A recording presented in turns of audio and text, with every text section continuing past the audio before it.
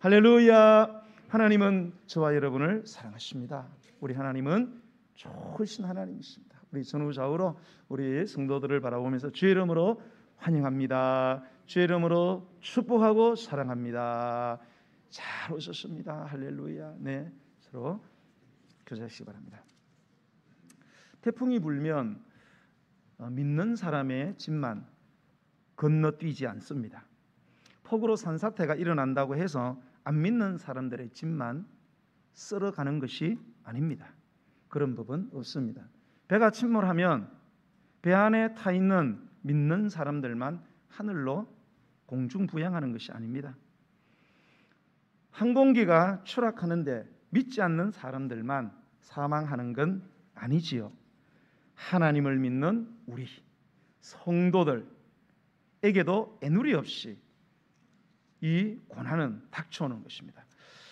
이런 고난이 계속되고 연속되고 이런 고난에 지치게 되면 우리는 하나님을 향해서 하나님, 왜 하나님 당신은 내가 믿는 나에게 왜 이런 일을 당하게 하십니까? 무엇 때문에 이런 고통을 주시나요? 내가 이런 고통이 내게 밀려올 때에 주님 당신은 나를 안 도와주시고 어디서 뭘 하고 계셨습니까? 그렇게 절규하면서 원망을 합니다. 아무리 생각해도 내가 이 정도의 고난을 받을 만한 어떤 잘못을 하지 않았는데 하나님, 왜 내가 이런 연속적인 고난을 계속 받아야 합니까? 항변하기도 합니다. 또 우리는 그런 믿음이 있지 않습니까? 말씀대로 살면 하나님께서 형통하게 하신다 약속을 하셨잖아요. 그 말씀을 믿고 내가 살아왔는데 내가 왜 형통하지 못하고 왜 이런 고통을 내가 당하느냐? 이런 질문을 좀 어려운 말로 신정론적 질문이라, 신은 과연 정직한가라는 질문. 하나님이 계신데 당신이 살아계시다면 내가 당신을 믿는데 어처구니없이 이런 일들이 왜 자꾸 내게 계속해서 일어나는가? 이런 신정론적인 질문을 던지게 되면서 하나님의 존재에 대해서, 하나님의 능력에 대해서, 하나님의 약속과 하나님의 성품에 대해서 의심을 품기 시작하는 겁니다. 그러면 서서히 믿음은 허물어지고 신앙의 기초가 흔들리면서 결국은 심령 속에 갈등이 일어나고 혼란 속에서 방황하게 되면서 신앙의 갈피를 잡지 못하는 그런 모습이 우리 가운데 있게 되는 것입니다. 자, 오늘 우리가 시편 57편을 읽었어요. 이것은 다윗이 쓴 시입니다. 다윗이 이 시를 언제 썼느냐는 그 상황이 표제에 나와 있습니다. 여러분 갖고 있는 성경에 그 보시면은 파란색으로 이렇게 쓰여 있죠. 없는 성경도 있어요. 근데 대부분 있어요. 거기에 보면은 그 마지막 부분에 다윗이 누구를? 사울을 피하여 어디에? 굴에 있던 때에 이렇게 되어 있습니다. 다윗이라는 이 사람이 사울이라는 사람에게 쫓겨가지고 이 동굴에 갇혀 있다 이 말입니다. 동굴 속으로 피하여 있던 때에 그 상황에서 이 시가 쓰여졌다 그런 뜻이 되겠습니다. 우리가 이 구약의 성경을 우리가 이렇게 연구를 해보면 다윗이 이 사울 왕에게 쫓긴 경험이 최소한 두 번은 있는 것을 우리가 보게 됩니다. 첫 번째 그 굴에 있을 때가 언젠가면 아둘람이라는 굴에 있을 때입니다. 여러분 다윗이 원래의 베들레헴에 그 이름 없는 목동이었잖아요. 아버지가 이새였는데 아들이 8명이에요. 막내 8번째였습니다. 그러나 이 다윗은 집안에서는 인정을 받지 못했어요.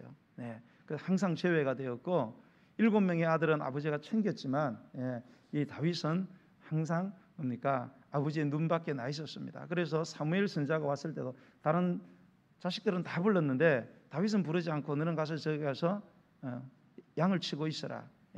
그렇게 하고 부르지도 않았어요. 그런데 어느 날 하나님의 은혜로 그가 골리앗을 대면하게 되죠. 그래서 골리앗을 쳐 죽이게 되면서 당당하게 민족적 영웅으로 부상을 하게 됩니다. 그런데 그렇게 골리앗을 죽이고 돌아오는데 문제가 생겼어요. 그게 뭐냐? 아이고 이 막 돌아오는 이 그 성전한 군사들을 보면서 아이고 이 막 여자분들이 막 곱게 차려입고 막 한복을 차렸는지 모르겠지만 하면서 막 노래를 부르는데 뭐라고 노래를 불렀느냐? 사울은 천천히요, 다윗은 만만히로다. 이렇게 막 이 여자분들이 막 노래를 부르고 이다 보니까 사울이 들어보니까 기분이 상당히 나쁜 거예요. 예? 무슨 말입니까? 사울이 죽인 자는 1000명밖에 안 되지만은 다윗이 죽인 자는 10,000명이다. 다윗 만샤. 이러니까 막 승리하고 돌아다니는 기분이 좋았는데 아이고 여자분들 막 그것 때문에 갑자기 기분이 나빠지면서 이야 저놈 봐라, 저놈을 다 따르네. 야 저 아낙네들이 다 따르면 남편들 다 따르고 자식들 다 따르고, 야 그러면 저놈이 내게서 빼앗아갈 것은 보좌밖에 없겠구나. 그러니까 저놈을 내가 잡아서 죽여야 되겠다. 그래서 자기 사위로 삼아가지고 도망가지 못하게 만들어 놓고, 그리고 그냥 다윗을 죽이려고 온갖 수단 방법을 가리지 않고 이제 추격하기 시작하는 것입니다. 그래서 다윗은 큰 명성을 얻고 왕의 사위가 되었지만 쫓기는 신세가 됐어요. 그래서 이스라엘에서는 도망을 가다가 도저히 도망칠 데가 없어서 결국은 그 골리앗의 조국인 블레셋으로 정치적 망명을 시도합니다. 그래서 정치적 망명을 해가지고 블레셋 땅이 있는데, 이 블레셋은 5개의 작은 소국가로 이루어져 있어요. 예. 그래서 그 한 왕에게 가가지고 나 정치적 망명을 하겠다. 나를 받아달라. 그런데 그 신하들 가운데 뭡니까? 이 다윗의 얼굴을 아는 자가 있었어요. 어떻게 알았는지 골리앗 때려 죽일 때 사진을 좀 찍어놨나 봐요. 그래서 이놈은 그놈입니다. 우리 원수입니다. 그래? 딱 보니까 살려고 갔는데 이거 완전히 죽음의 소굴이 되어버렸어요. 그래서 어떻게 해야 살아나겠느냐? 그래서 그는 거기서 뭡니까? 모든 체면을 다 내려놓고 막 춤을 질질 흘리면서 미친 정신병자 노릇을 했습니다. 그러면서 막 힘을 갖고 막 대문에다 걸쩍거리고 이러면 막 헛소리를 하면서, 그러니까 야 저 미치광이를 왜 데리고 왔냐? 쫓아보내라고. 그래 갈 데가 어디 있습니까? 다시 조국으로 돌아왔는데 갈 데가 없어가지고 계속 사울의 추격을 피하다가 결국은 아둘람이라는 굴로 뭡니까? 필사적으로 그가 뭡니까? 숨어든 곳이 이 아둘람 굴이었어요. 이 상황에서 이 글이 쓰여졌다고 추측을 하는 거죠. 근데 또 한 번의 굴에 갇힌 경험이 있습니다. 그거는 언젠가면 이 다윗이 그렇게 계속 도망가다가 어디로 또 가게 되냐? 엔게디 광야라는 곳으로 들어가게 됩니다. 엔게디 광야는 많은 뭡니까? 절벽들로, 바위들이 있어 절벽들로 이루어져 있어요. 거기에 있는 한 자연 동굴로 숨어 들어가게 됩니다. 이 사실을 누군가가 제보를 했어요. 제보를 하니까 이 사울 왕이 3,000명의 특수부대를 결성을 해가지고 이 특수부대를 이끌고 엔게디 광야를 샅샅이 수색에 들어가기 시작하는 것입니다. 수색에 들어가다가 다윗이 들어가 있는 그 동굴을 발견하게 되죠. 다윗은 살아남기 위해서 그 동굴 가장 깊은 곳에 더 이상 갈 수 없는 마지막 부분에 가가지고 숨을 죽이고 있었습니다. 이제 사울이 3,000명의 그 군대를 이끌고 들어가면은 다윗과 그의 부하들은 전멸할 수밖에 없는 바로 그러한 상황, 더 이상은 도망칠 수 없는 그런 인생의 막다른 골목, 도간에 든 쥐신세가 된 인생의 동굴에 갇혀 있는 그런 다윗이 되고 만 것입니다. 사랑하는 여러분, 우리도 살아가다 보면 이런 인생의 동굴을 만난다는 거죠. 여러분은 지금 어떤 인생의 동굴에 여러분 갇혀 있습니까? 여러분이 예상되는, 여러분이 만날 인생의 동굴은 무엇입니까?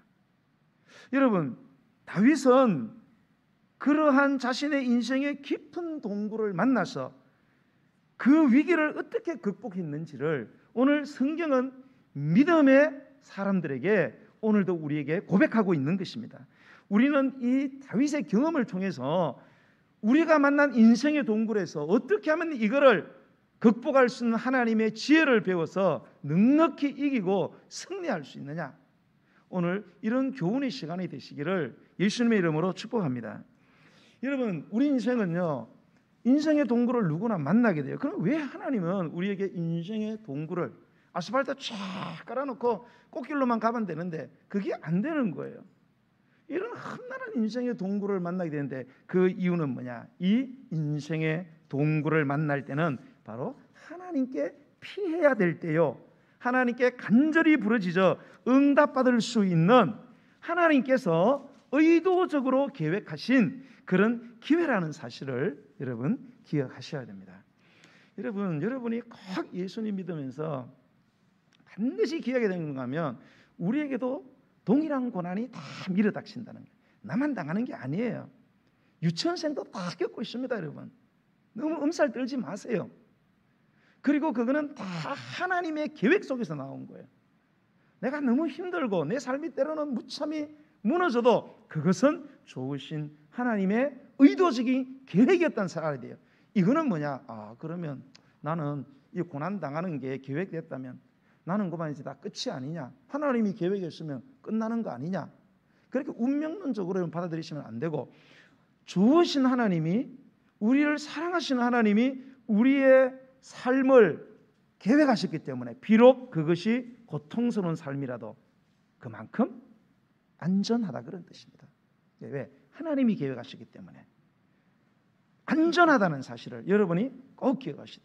여러분, 기독교의 예정론도 어떤 분들은 자꾸 예정론을 점쟁이한테 가가지고 뭐 받아가지고 딱 정해졌으니까 큰일 났다.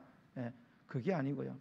하나님의 예정론은 그만큼 하나님이 우리의 삶을 예정하시기 때문에 안전하다라는 것이 기독교의 예정론의 근본이라는 사실을 여러분이 잘 기억하시기를 바랍니다.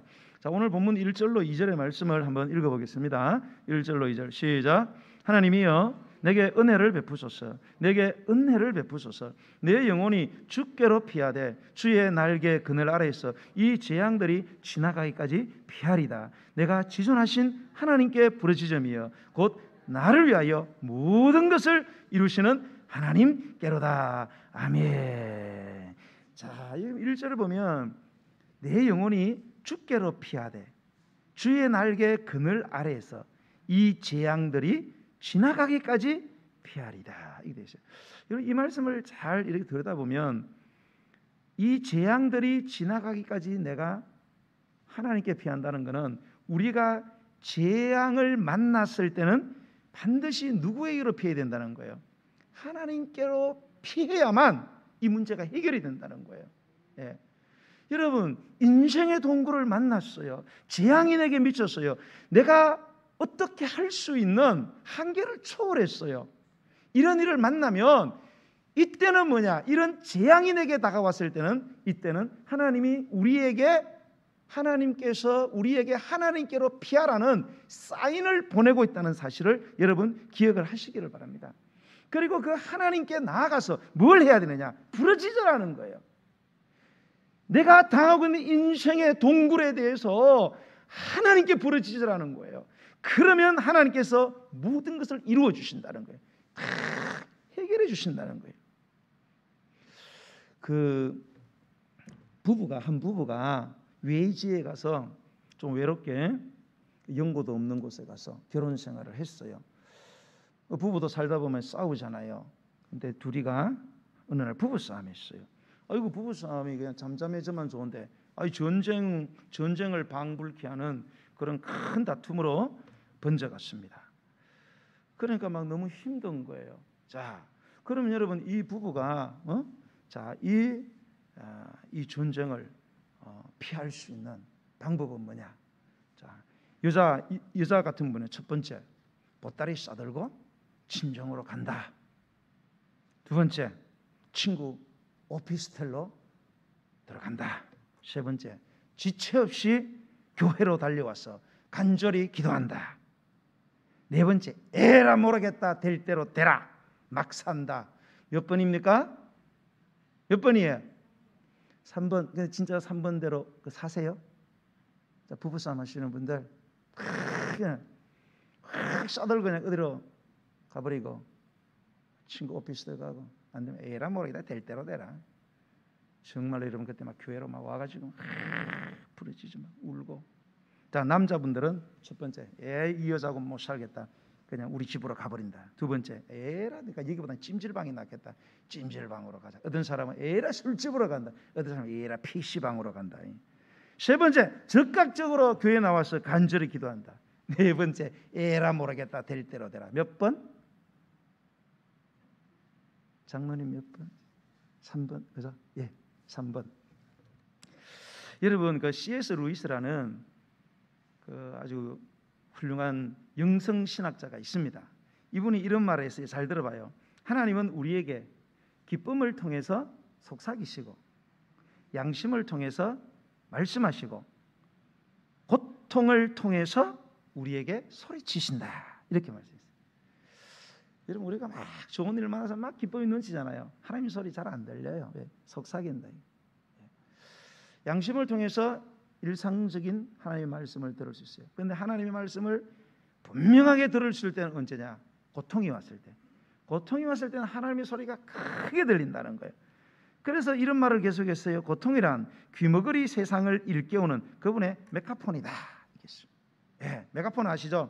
예, 운동회 하는데 밖에 찍으니까 가서 잘하니까 이거 막 이 고통이라는 것이 뭔가 우리를 고통 가운데 인생의 동굴을 만나서 고통하는 이러지도 저러지도 못하는 사면초가 도가니던 짓처럼 너무나 막연한 현실 속에서 하나님께서 내게 와라 라고 부르짖는 그분의 큰 소리가 뭐냐? 바로 우리가 만난 인생의 동굴의 고통이라는 것입니다.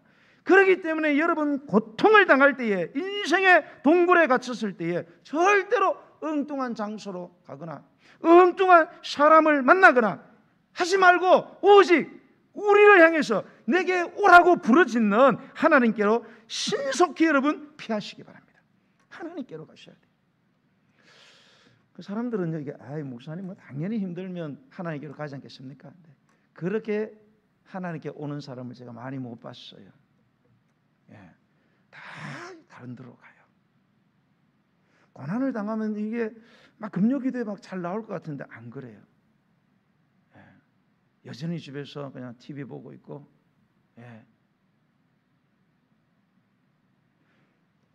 그런데 하나님께로 우리가 피해서 하나님께 부르짖어 간절히 기도해서요 책임져 주시고 보호해 주시고 위로해 주실 뿐만 아니라 내가 간구하는 모든 것을 이루어 주시는 그 하나님을 여러분 경험하게 되시기를 예수님의 이름으로 간절히 축복합니다.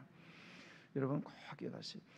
여러분 이 진리라는 건요 단순하고 아주 쉬운 거예요. 어려움을 당하면 그냥 무조건 그냥 하나님께서 무조건 예배 현장에 기도 현장에 계속 나오다 보면 하나님을 만나게 된다 사실. 여러분이 꼭 기억하시기를 예수님의 이름으로 다시 한번 축복합니다. 자, 두 번째 우리 인생의 동굴은요 하나님께 영광을 드러내는 즉 하나님 앞에서 감사하고 하나님을 찬양하는 그런 삶을 드러내는 기회라는 사실을 여러분 꼭 기억하시기 바랍니다. 자, 우리가 그런 말이 있잖아요. 그 10길 물속은 알아도 한 길 마음속은 모른다 이런 말이 있어요. 이 사람 마음을 헤아린다는 것은 참 힘들어요. 무리야 재만 되는데 이거 뭐 그냥 한 30cm 되나 이게 이거를 사람이 어떤 사람인지 몰라요. 그럼 저 사람의 됨됨이를 어떻게 할 수 있느냐? 그거는 겪어봐야 되는 거예요. 그죠? 그래서 여러분 사람은 겪어봐야 돼요. 아무리 여러분 어젓해 보이고 아무리 고상해 보이고 아무리 화장을 예쁘게 해서 아주 예쁘게 보이고 양복 입고 근엄하게 이야기해도요 사람은 겪어봐야 돼요. 겪어봐야만 이 사람이 어떤 사람이냐 알게 되는 거예요. 그럼 뭐를 겪어봐야 돼요? 고통을 겪어봐야 돼요. 여러분 사람이 관계가 좋을 때는요 평소에는 그 사람이 어떤 사람인지를 몰라요. 좋을 때는 몰라요. 여러분 우리가 청년들도 그래요. 이렇게 연애를 하고 이러면은 좋을 때 보이는 그 사람은 진짜 모습이 아니에요. 좋을 때는 다 아양 떨고 좋을 때는 다 주고받고 해요. 언제 그 사람의 바닥이 보이느냐? 어려움이 왔을 때, 관계의 어려움이 왔을 때에 반드시 그 사람의 바닥이 나타나게 돼 있다는 사실을 여러분이 꼭 아셔야 돼요, 여러분. 여러분 회사에서도 누가 충실한 사원입니까? 평소에는 안 보여요. 회사가 어려움을 당하면 저 직원이 진짜 직원이구나. 교회도 마찬가지예요. 진실한 신앙인 누가 믿음이 좋은 사람이냐? 그냥 교회가 평소에 있을 때는 몰라요. 앞에서 많이 막 일하시는 분들 믿음이 좋은 것 같아. 물론 믿음이 좋은 사람이 있을 수 있어요. 그러나 교회가 어려움을 당할 때에, 교회가 어려움을 당할 때에 이 사람이 어떻게 반응하느냐, 그거를 보면 이 사람이 과연 믿음의 사람이냐, 정말로 교회를 사랑하는 사람이 누구냐, 그거는 교회가 정말로 위기에 처했을 때 교회를 사랑하는 사람이 부상을 하게 돼 있어요. 제가 목회를 한 20년 동안 해보니까 이게 확실해지는 거예요. 깜짝 놀랐어요. 저는요, 교회가 어려워지니까 정말로 교회를 사랑하는 사람이 엉뚱한 데서 나와요. 깜짝 놀랐어요. 저는요. 이야, 막 평소에는 막 어떤 어려움과 시련이 오고 교회가 어려워도 막 정말로 막 십자가 지고 막 희생하고 헌신할 것 같은데요, 막상 딱 되니까 뭡니까? 벤저 타고 막 바로 가버리고 어디로 사라져. 근데 정말로 교회를 사랑하는 사람은 나중에 보니까 그때 드러나는. 여러분, 구약에 엘리야 선지자가 있잖아요. 엘리야가 막 아왕 시대에 사람들이 다 여호와를 버리고 바알을 숭배하고 불신하고 그럴 때에 이 사람이 너무너무 힘든 거예요. 그래서 하나님 앞에 막 토해내는 거, 하나님 어떻게 해서 이렇게 하나님을 진실히 믿는 자를 이렇게 남겨두지 아니하시고 어떻게 해서 이제 내 혼자 남았습니다. 어떻게 하면 좋겠냐고.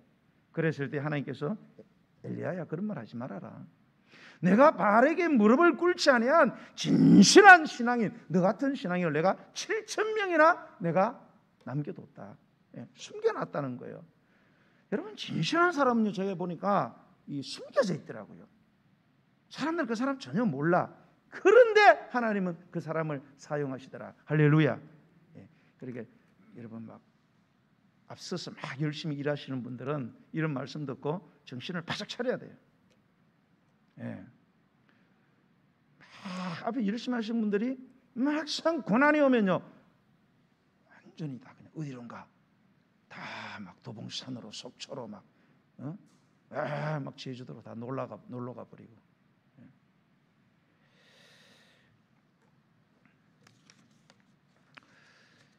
여러분, 3절의 말씀을 한번 보도록 하겠습니다. 3절, 자, 시작. 그가 하늘에서 보내사 나를 삼키려는 자의 비방에서 나를 구원하실지라. 하나님이 그의 인자와 진리를 보내시리로다. 이렇게 했어요. 자, 그가 하늘에서 보내어서 나를 삼키려는 자의 비방에서 나를 구원하실 거라는 거예요. 뭐를 보내느냐? 하늘에서 그의 인자와 진리를 보낸다는 거예요. 하나님의 인자와 진리를 보내서 나를 삼키려는 자의 비방, 삼키는 거예요. 나 죽여버리겠다 이거예요. 말로 나를 비방하고 협박하고 너 죽는다 이제, 너 못 살아, 너 오늘 끝이다, 이렇게 사람 불안해서 살 수가 없잖아요. 밤마다 전화가 오는데 너 죽이겠다고 협박하고, 이게 삼키는 자의 비방이에요. 그런데 하나님은 인자와 진리를 보내서 우리를 구원하신다는 거예요. 인자와 진리는 뭐냐? 인자와 진리는요, 구약의 하나님을 드러내는 대표적인 성품입니다. 인자와 진리. 인자는 뭐냐? 히브리어로 헤세드라고 이야기를 합니다. 이거는 언약적 사랑이, 즉 맹세적 사랑입니다. 그냥 이래 하는 사랑이 아니고 하나님이 당신 이름 내걸고 하는 그런 언약적 맹세적인 사랑을 말해요. 어떤 상황에도 끊어지거나 어떤 상황에도 변하지 않는 그런 완전한 사랑, 이거를 헤세드, 인자라. 진리는 뭐냐? 진리는 신실하신 하나님의 성품을 말해요. 무슨 말이냐면 하나님은 당신이 한번 내뱉은 말에 대해서 반드시 약속을 지킨다 이거예요. 진실하게. 뭐 통시간에 갔다가 들어갈 때 마음, 나올 때 마음 달라진 우리 사람이잖아요. 여러분, 제가 늘 그러죠. 절대 사람 믿지 말아라고. 그건 사람을 나쁘게 보라는 게 아니라 여러분들도요, 장담을 하시면 안 돼요. 나 어떤 상대 절대 그러지 않는다, 그런 소리 하시면 안 돼요.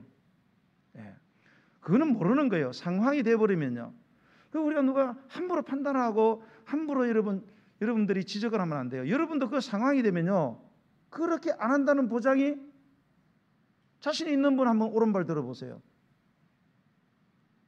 역시 한 분도 안 드시네. 맞는 말이에요, 여러분. 내가 있잖아요, 범죄를 안 하고 내가 보고 내가 때로는 판단하고 비판하는 그 사람, 나도 그 사람의 상황이 안 돼서 그 죄를 안 짓는 거지요. 여러분도 그런 상황에 들어가게 되면 내가 그 사람처럼 안 된다는 보장은 절대 없습니다, 여러분. 그러나 하나님은 그렇지 않아요. 하나님은 결코 그렇게 하지 않습니다. 상황이 변하고 처지와 형편이 아무리 변해도 하나님은 절대로 당신이 약속한 것에 대해서는 지키시는, 이분이 바로 인자와 진리의 하나님. 하나님은 이 인자와 진리로 비방하는 자의 삼키려는 비방에서 자기 자신을 구원해 주실 것이라는 것을 절망적인 상황 속에서 확신을 했다는 거예요. 그가 지금 당하고 있는 그런 재앙이 한두 가지가 아니지만, 그럼에도 결국은 진리와 인자와 진리의 하나님이 반드시 나를 구원할 것이라는 사실을 굳게 믿고 완전하게 고백하고 있는 것입니다. 자, 여러분, 다윗은 인생의 동굴에서 이런 믿음을 가졌는데요. 이런 믿음이 가져온 이런 믿음은 결국 어떤 결과를 그러면 가져오게 되는가를 우리가 주목해야 합니다. 그것이 바로 4절과 7절의 말씀인데요. 자, 그가 이런 인생의 동굴에서 하나님은 인자와 진리로 나를 붙들으시고 나를 구원하시리라 확고한 믿음을 가지게 되니까, 자, 그에게서 초래되는 결과는 뭐냐? 4절로 11절 좀 길지만은 한번 읽어보겠습니다. 자, 시작. 내 영혼이 사자들 가운데서 살며 내가 불사르는 자들 중에 누웠으니 곧 사람의 아들들 중이라. 그들의 이는 창과 화살이요 그들의 혀는 날카로운 칼 같도다. 하나님이여, 주는 하늘 위에 높이 들리시며 주의 영광이 온 세계 위에 높아지기를 원하나이다. 그들이 내 걸음을 막으려고 그물을 준비하였으니 내 영혼이 억울하도다. 그들이 내 앞에 웅덩이를 팠으나 자기들이 그 중에 빠졌도다. 하나님이여, 내 마음이 확정되었고 내 마음이 확증되었사오니 내가 노래하고 내가 찬송하리다. 내 영혼아 깰지어다. 비파야 수금아 깰지어다. 내가 새벽을 깨우리로다. 주여, 내가 만민 중에서 주께 감사하며 문나라 중에서 주를 찬송하리다. 무릇 주의 인자는 커서 하늘에 미치고 주의 진리는 궁창에 이르나이다. 하나님이여, 주는 하늘 위에 높이 들리시며 주의 영광이 온 세계 위에 높아지기를 원하나이다. 여러분, 자, 다윗은 이 고백 전에 엄청난 지금 뭡니까? 자기의 생명이 백척반두에 놓여 있어요. 더 이상 피할 수가 없어요. 예. 자기가 데리고 있는 사랑하는 가족들, 부하들 전부 다 전멸될 위기에 처했는데, 오늘도 이 상황을 보세요. 지금 상황이 4절에 나오잖아요. 내 영혼이 사자들 가운데 살고 있대요. 사자. 여러분 가다가 혹시 길거리 가다가 그 유기견 만난 적이 있어요? 유기견? 멍멍이 만난 적이 있냐고요? 어때요? 반가워요? 예. 시커먼 여자 하나 와 막. 그럼 우리 여자분들은 막 그냥 도망도 먹고 주저앉아가지고 막 엉엉 울고 막. 예. 옛날 우리 집 사람은 막 새벽 예배 가다 만나대. 그러다 절대 새벽 예배 안 가더라고. 예. 밖에 사자가 있대요. 사자. 여러분의 집 앞에 사자가 있으면 여러분 집안에서 잠을 잘 수 있어요? 없어요? 예. 아파트는 괜찮아요. 쇠문이기 때문에. 옛날엔 쇠문이 아니잖아요. 여러분 밖에 여러분 문풍지 붙여가지고 여러분 나무로 이렇게 문을 해놨는데 밖에 사자가 있으면 여러분 밤새도록 잠 못 잡니다. 왜? 그놈이 언제 들어 잡아먹을지 모르고 내 자식 잡을지 모르는데. 그런데 지금 다윗의 상황은 그런 상황이 주위에 사자들이 뺑 둘러 있어요. 내가 거기서 살고 있어요. 예. 오늘도 보니까 불사르는 자들 중에 넣었어요. 나를 죽이려고 장작더미를 만들어 놓고. 예. 그런데 내가 지금 붙잡혀서 누워있다 이 말입니다, 여러분.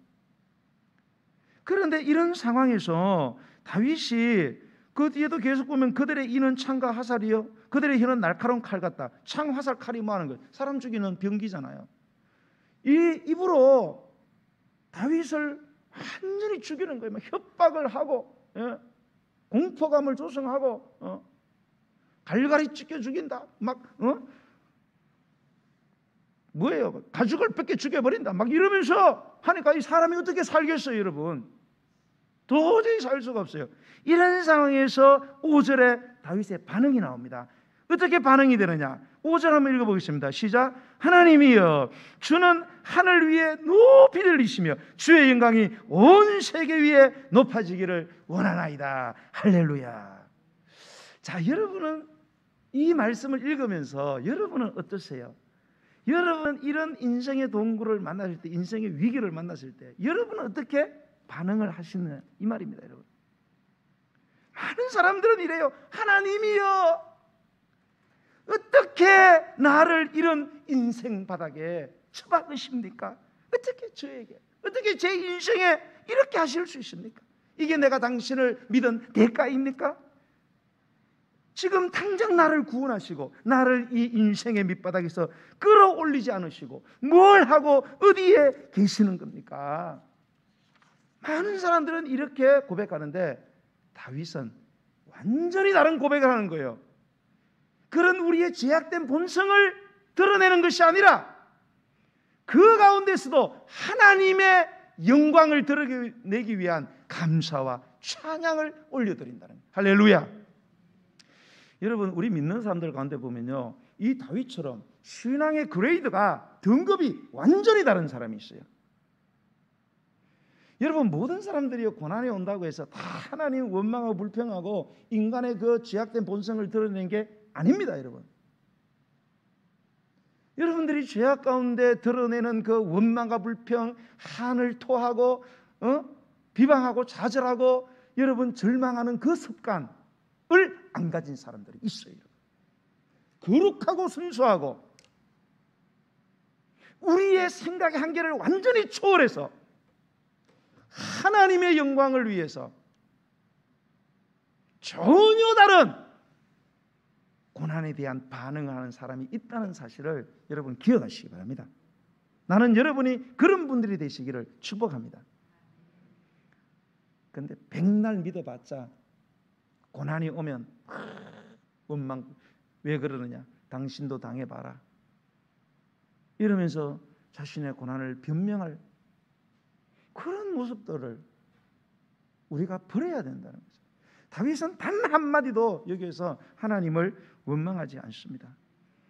여러분, 우리가 그 다음에 그 7절 이하에서 11절까지 계속 읽어나가면 이 다윗이 자기가 처한 이러한 절박한 상황에 대한 그의 반응을 계속 읽어보면요, 정말 가슴이 막 터질 것 같아요. 주님, 내 마음이 이제는 확정되었습니다. 내 마음이 확정됐습니다. 하나님, 내 마음이 이제 확고합니다. 아무리 내가 인생의 마지막 골목에 다다랐다 할지라도 나는 당신의 인자와 진리를 믿습니다. 저는 절대 흔들리지 않습니다. 요동하지 않습니다. 나는 주님을 찬양할 것입니다. 주님을 노래할 것입니다. 나는 내 삶에 대해서 감사합니다. 주님의 이름만 온 하늘 위에, 온 세계 위에 높아지기를 원합니다. 이것을 통해서 하나님의 영광, 하나님의 성품, 하나님의 존재, 하나님의 권세가 드러나기 원합니다. 여러분, 겟세마네 동산에서 예수님을 기억하십니까, 여러분? 예수님이 보여주신 이 삶의 모범은요, 우리에게 본보기로 주신 거예요. 이렇게 살아야 된다는 거예요. 그리고 이렇게 살아갈 수 있다는 것을 우리에게 보여주신 것이 예수님의 삶이에요, 여러분. 거기에 도전을 하셔야 됩니다, 여러분. 그렇게 여러분, 신앙은 예수님 바라보기예요. 목사도 바라보지 말고 여러분, 아무도 바라보지 말아요. 예수님만 보세요. 제가 그랬죠. 여러분이 저를 바라보면 신앙생활 안 돼요. 나는 여러분이 원하는 대로 절대 못 해줍니다, 여러분. 택도 없는 소리 나 해주고 싶어도 못해요. 그러니까 사람을 자꾸 이제 사람 바라보지 말아요. 남편 아내 바라보지 말아요. 같이 죽자 그래도 빨리 죽으라 그러지 안 따라갑니다, 여러분. 자식? 다 쓸데없는 거예요. 다 아프고 없고 힘없어서 봐요. 병 길어지고 길바닥에 똥문치 봐요, 여러분. 김병의 효자가 있습니까? 난 안 그럴 거야. 그런 소리를 하면 안 됩니다. 여러분, 이 예수님이 겟세마네 동산에 오르서 보이신 모습을 우리가 한번 봐야 돼요. 우리가 마가복음 14장에 보면은 예수님께서 겟세마네 동산을 올라가게 됩니다. 왜? 이제 좀 있으면 이제 죽음이 다가온다는 것을 환하게 보고 있는 거예요. 더 이상 피할 수가 없어요.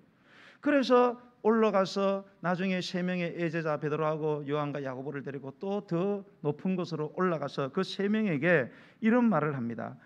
베드로와 야고보와 요한을 데리고 가실 때 심히 놀라시며 슬퍼했다. 심히 놀라시며 슬퍼했다는 것은 공포감에 사로잡혀서 괴로워했다, 그런 뜻이에요. 왜? 죽음이 다가오니까. 인성을 가진 예수님이 너무너무 두려운 거예요. 여러분, 말씀드렸잖아요. 사형수들이 사형 형장으로 갈 때 안 가려고 막 오줌 질질 흘리고 막 한 발짝 걷는데 5분씩 걷는다 그러잖아요. 예수님이 그런 심정인 거예요 지금요. 그러면서 말씀하시되 내 마음이 심히 고민하여 죽게 되었으니 너희는 여기 머물러 깨어 있어라. 내가 괴로워 죽을 지경이다. 그러니까 어디 가지 말고 여기 있으라는 거예요. 니네 3명이라도 여기 있으라는 거예요. 김 집사님, 권 집사님, 송 권사님은 여기 있으라는 거예요. 왜? 너무 힘드니까 내가 옆에서 좀 같이 해달라는 거예요. 여러분 그런 분들이 되시기를 축복합니다. 자, 근데 예수님이 이렇게 말씀하시고 조금 나아가서 땅에 엎드려 될 수 있는 대로 이때가 자기에게서 지나가기를 구하여 이러시되 아빠 아버지여 아버지께 모든 것이 가능하오니 이 잔을 내게서 옮기시옵소서. 너무너무 힘든 거예요. 그래서 막 하나님께 매달리는 거예요. 이번에 막 아빠 하면서 아빠 도저히 다가오는 이 죽음을 내가 감당할 수가 없어요. 너무너무 두렵고 막 피가 마르는 거예요. 하나님 하실 수 있잖아요. 아버지 이것 좀 치워주세요.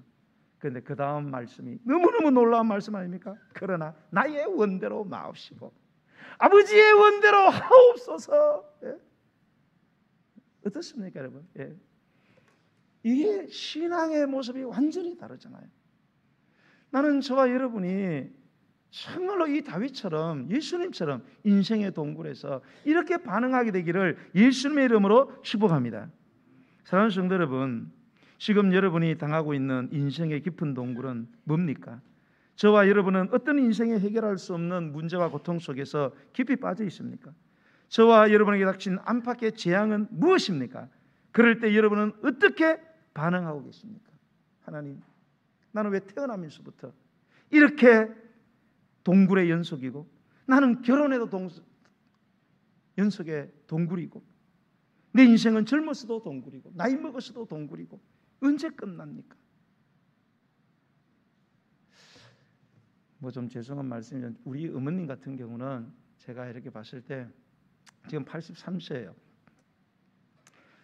우리 어머님은 제가 어렸을 때 본 어머님은 너무 진짜 불쌍한 어머님이세요.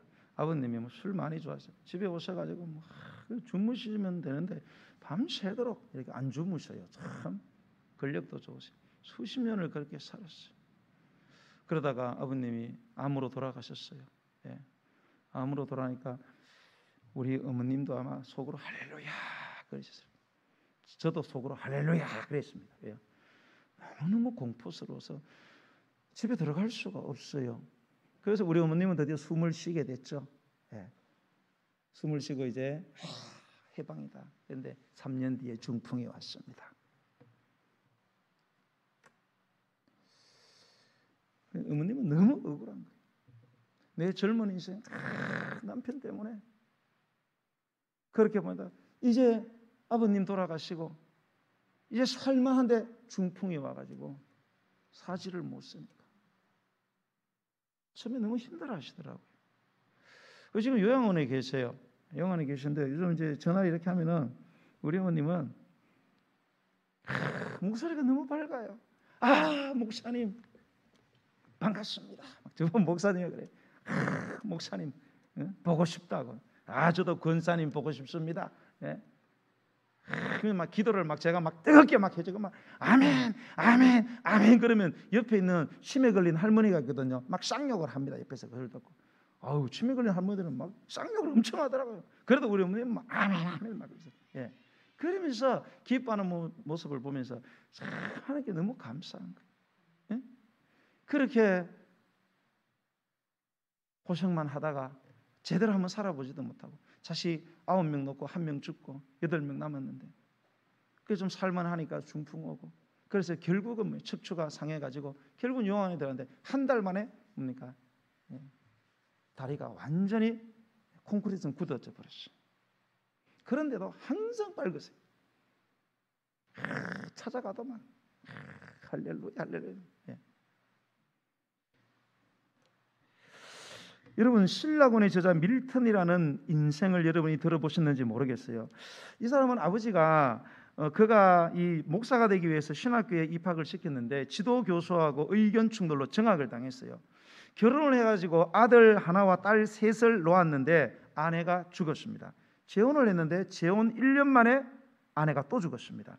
그리고 딸 가운데 캐서린이라는 딸이 엄마를 따라서 또 세상을 떠났습니다. 그리고 자기가 맡고 있던 장관직에서 쫓겨났습니다. 그런데 36세가 되니까 눈이 흐리흐리하더니 44세에 완전히 그러니까 봉사가 되었어요. 완전히 실명을 해버렸습니다. 그러자 그를 비난하는 자들은 그의 실명을 신의 징벌이라고 저주를 했습니다. 아내와 자식들을 먼저 보내는 연속된 사별의 아픔, 육체적인 실명, 정치적 실패, 정적들의 비난, 깊은 동굴 같은 수많은 영혼을, 그 수많은 고난을, 그 깊은 실패를 안고 살았지만은 그는 그의 영혼을 깨끗하게 하여서 영적 세계에 대한 눈을 더욱 맑게 만드는 기회로 삼았다는 사실을 여러분 기억하시기 바랍니다.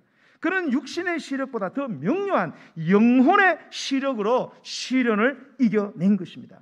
그가 겪는 쓰라린 인생의 경험은 고통과 한, 좌절과 절망, 원망과 불평으로 끝난 것이 아니고 승화되어 위대한 걸작품 신라건, 복락원, 투사, 삼송 같은 웅장한 서사시들로 형상화되었습니다. 이 밀턴이 이런 말을 남겼습니다. 만일 내가 무엇인가를 후세에 글로 쓰게 된다면, 그러면서 하는 말이 내 조국을 명예롭게 만들고 지식을 충만하게 하여 하나님을 영예롭게 하는 것 말고는 달리 고려할 것이 없다. 자기는 너무나 비참한 인생을 살았지만 그러나 이것을 통해서 나는 하나님의 영광이 드러나야 된다는 이 생각에는 변함이 없다는 거예요. 할렐루야. 사랑하는 성도 여러분, 여러분이 좋아하는 그 천년보석의 여왕 진주는 고통의 산물이라는 사실을 알지 않습니까, 여러분? 하지만 여러분, 햇살이 쏟아지면 고통의 안개는 사라지게 되는 것입니다. 그러므로 여러분, 어떤 위기의 삶, 어떤 인생의 깊은 동굴을 만난다고 할지라도 결국은 모든 것이 합력하여 선을 이루게 하시는 하나님을 절대 신뢰하십시오. 다른 것 바라보지 마세요. 하나님만 바라보세요. 하나님께로 가세요. 그분에게 기도하세요. 그리고 원망하고 불평하지 마세요. 여러분, 여러분에게 도움이 안 돼요. 감사하세요. 내 삶을 받아들이고 감사하고 하나님을 찬양하세요. 내가 살든지 죽든지 부하든지 가난하든지 건강하든지 장인이 되든지 하나님의 영광이 드러나기를 원합니다. 그러면 이분이 듣고 가만히 계실 분이 아니에요. 여러분, 영광 받으시고 그 영광을 여러분에게 쏟아부어 주시는 줄로 믿으시기를 예수님의 이름으로 간절히 축원드립니다. 우리 찬양하면서 준비하신 예물을 하나님께 드리도록 하겠습니다. 545장, 주님 약속하신 말씀이 있어 영원토록 주를 찬송하리라. 찬송드리겠습니다.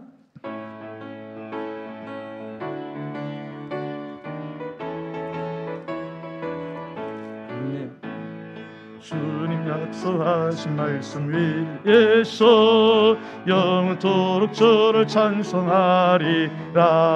소리 높여 주께 영광 돌리며 약속 맺고 굳게 서리라. 굳게 서리 굳게 서리 영원하신 말씀 위에 굳게 서리 굳게 서리 그 말씀에 굳게서 주님 약속하신 말씀 주님 약속하신 말씀 위에서 세상 염려 내게 엄습할 때 용감하게 힘써 싸워 이기며 약속 맺고 굳게서 굳게 서리 굳게 서리 영원하신 말씀 위에 굳게 서리 굳게 서리 그 말씀에 걷게 서리라.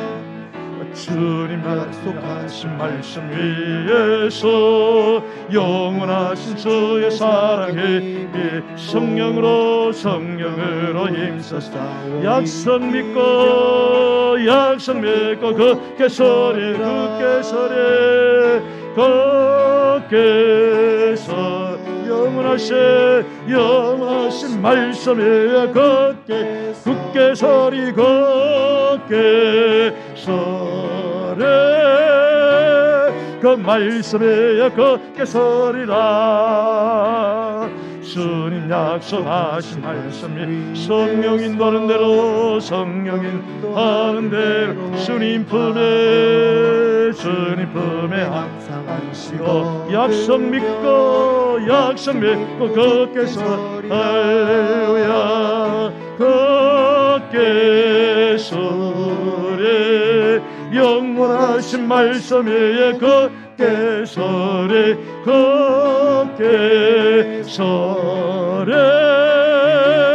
그 말씀에 걷게 서리 영원하신 말씀 위에 걷게 서리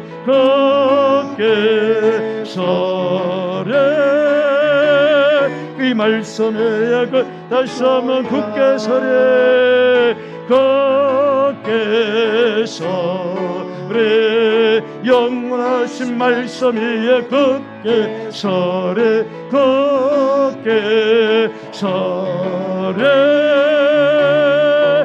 말씀 위에 걷게 서리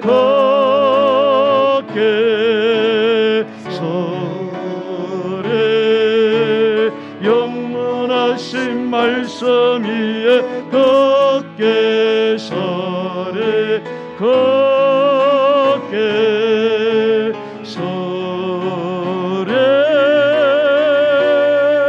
그 말씀 위에 걷게 서리라. 오늘 이 시간 기도합시다. 주님 주신 말씀 붙들고 기도합시다. 오늘 말씀을 통해 주신 하나님의 음성을 붙잡고 여러분 기도하시기 바랍니다. 우리 인생은 고난이라는 동굴의 연속입니다. 우리는 그 동굴에 갇혀서 어찌할 바를 모르고 왜 내 삶 속에는 이러한 인생의 동굴이 끝나지 않는가? 여러 우리의 삶의 영역에서 이런 위기를 맞게 됩니다. 다윗은 오늘 우리의 삶 때문에 그러한 삶을 살았고 그러한 삶을 하나님이 기록해 주셨습니다. 오늘 저와 여러분이 겪고 있는 인생의 동굴, 여러분이 지금 속해 있는, 여러분이 빠져 있는 인생의 동굴은 무엇입니까? 여러분, 하나님께로 가세요. 하나님께로 피하셔야 됩니다. 하나님만이 우리의 피난처가 되십니다. 그분을 절대 신뢰하시고 그분께 나아가면 그분이 모든 것을 이루어 주십니다. 그러므로 간절히 부르짖어 기도하시기를 바랍니다. 절대 원망하고 불평하지 마세요. 할 수 있지만 도움은 되지 않습니다. 여러분, 그럴 시간에 주님 앞에 감사하시고 주님께 찬양하세요. 나의 삶을 받아들이고 내 삶이 아무리 힘들어도 하나님의 계획 가운데 수놓아져 있다는 사실을 믿으십시오. 그분이 여러분을 반드시 책임지시고 구원하심을 믿으시고 그분을 찬양하고 그분에게 감사하는 삶을 살아가는 사람이 되게 해달라고 우리 주의 이름 부르고 기도하겠습니다. 세요 할렐루야. 하나님의 은혜를 감사